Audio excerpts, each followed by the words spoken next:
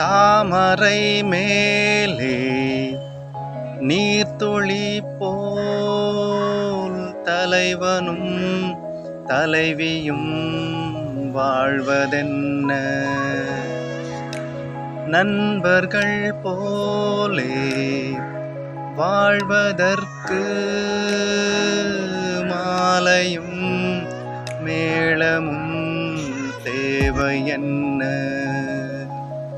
சொந்தங்களே இல்லாமல் வந்த பாசம் கொள்ளாமல் பூவே உன் வாழ்க்கைதான் என்ன சொல்? மன்றம் வந்த தென்றலுக்கு மஞ்சம் வர நெஞ்சமில்லையோ? அன்பே என் அன்பே, தொட்டவுடன் சுட்டதென்ன கட்டழகு வட்ட நிலவோ?